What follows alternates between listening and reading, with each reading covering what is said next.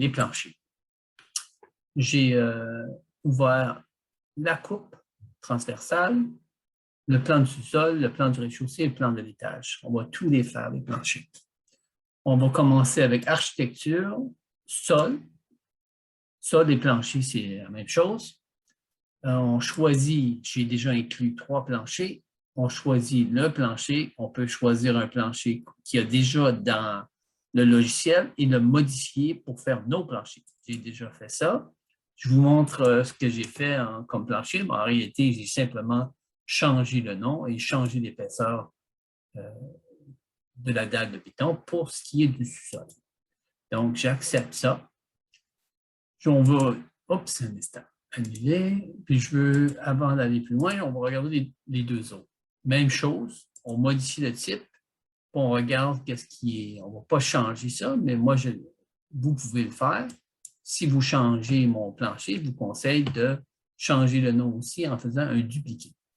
Voilà, j'ai ajouté un contreplaqué. Puis le contreplaqué, je l'ai mis à l'intérieur de la couche principale.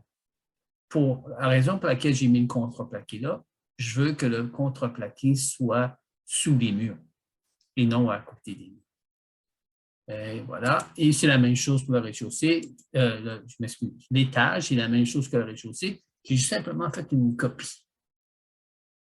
En cas, parfois, si on veut changer la structure de un et de l'autre. Donc, je les ai mis séparés. Ils pourraient presque être ensemble. On retourne au sous-sol.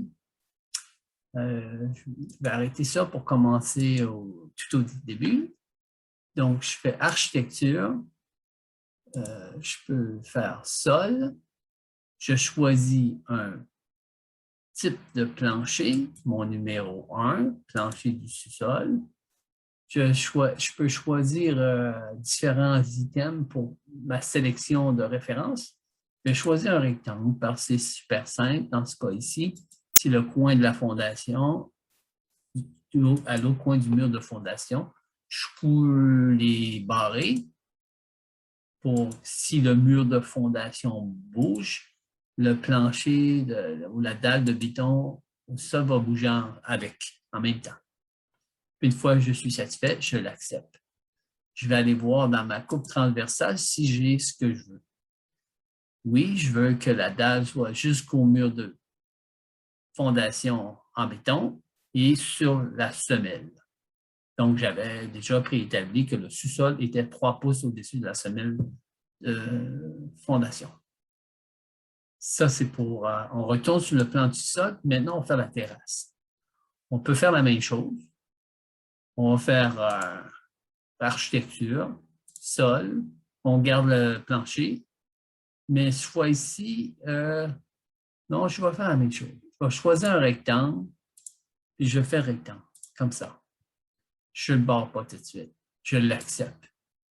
Je regarde en coupe, mais j'aimerais que la dalle de béton à l'extérieur soit 3 pouces plus bas que celle de l'intérieur pour améliorer ou réduire l'infiltration d'eau. Donc, je suis ici. Je veux faire modifier ces limites. Il demande à partir de quel plan. Je dis, retourne au sous-sol. Puis là, je vais faire aligne. Aligne, tab, à partir là, celle-là. Là, je peux le barrer. Je vais faire encore une fois, je vais faire aligner. Je fais mon tab pour choisir la bonne ligne. Puis je choisis la ligne que je veux déplacer. Puis je peux le barrer. Je fais aligner. Je fais mon tab pour choisir la ligne que je veux, la semelle. Je choisis ma dalle de béton. Puis je peux le barrer. Je choisis tab pour choisir la bonne ligne.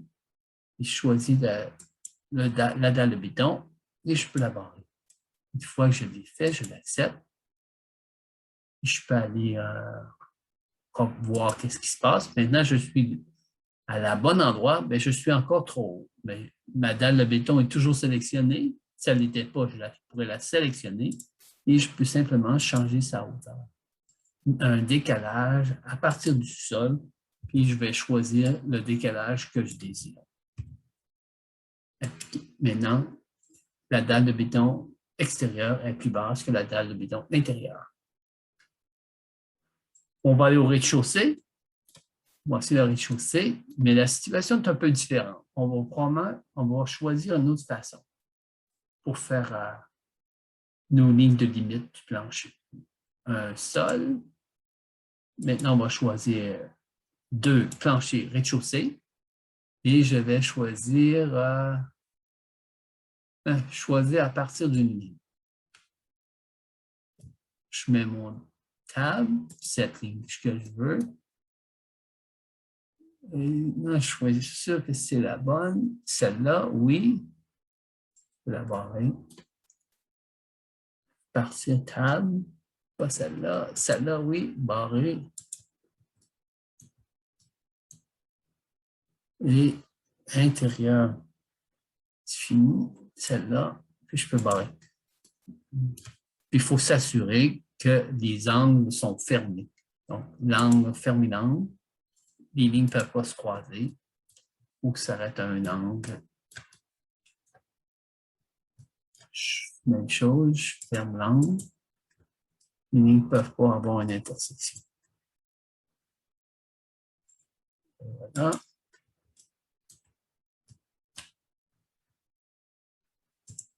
Et voilà. Maintenant, j'ai mon rectangle. Accepte. Attacher. Mon plancher là, je vérifie sur ma coupe. J'ai un plancher, ça a coupé les murs intérieurs. Ça n'a pas coupé les murs extérieurs, mais c'est parce que mon mur extérieur est un peu plus complexe. On va s'occuper de ça un peu plus tard. Bon, maintenant, on fait l'étage, c'est la même chose, mais on va faire une technique un peu différente. Architecture, sol. Maintenant, c'est le plancher de l'étage. Et on va choisir une ligne au lieu de choisir une ligne comme ça. C'est un peu la même chose. C'est comme vous préférez. De ce point-là à ici. Maintenant, j'ai le point de référence, mais là, je ne peux pas voir l'intersection parfaite. Accepter. Je refais la ligne. C'est peut-être pas plus facile, mais je voulais juste vous montrer une deuxième façon comment le faire. Parce que parfois, il n'y avait pas de ligne. Peu importe. Je ferme les angles, même chose. Je ferme les angles. Je vais voir mes points d'intersection. Celle-là est correcte. Il faut que je ferme l'angle ici. C'est pas mal le même nombre de clics, mais si accepter, attacher, je regarde mon plancher. Ouais, c'est comme ça que je veux. C'est parfait, c'est fini.